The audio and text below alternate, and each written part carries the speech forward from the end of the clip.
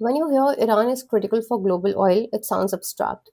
As a consultant, the first thing I would do is to break the industry into a value chain. So there are largely six stages that every oil and gas market goes through. Stage one is exploration and production, using geology and drilling to find oil and gas and bring it out of the ground. Stage two is gathering and processing. Smaller pipelines collect output from many wells and plants separate oil, gas, water, and impurities.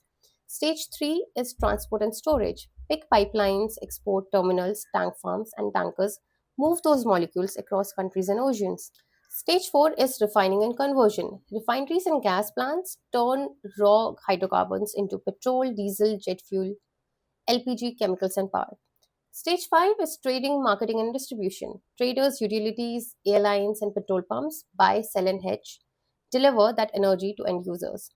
And across all of this, we have policy and regulation shaping taxes, subsidies, environmental rules, and some cases, sanctions. So once you see the chain, you can finally place Iran at the very start. Iran sits on some of the largest oil and gas reserves in the world. So the exploration and production stage depends heavily on what it can physically and financially bring online.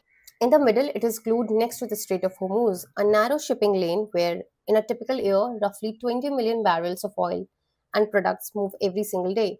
That's about 20% of global oil consumption and roughly a quarter of all seaborne oil trade, plus around 20% of global LNG flows. And over everything, Iran is under heavy sanctions and export controls, which hit that policy layer and then cascade into investment, infrastructure, insurance, contracts, and trading routes. So, if you think a crisis around Iran is not one country having a problem, it's several links in this chain getting stressed at the same time: production, shipping routes, and finance, which is exactly why it later shows up as volatility and higher costs in the rest of the world.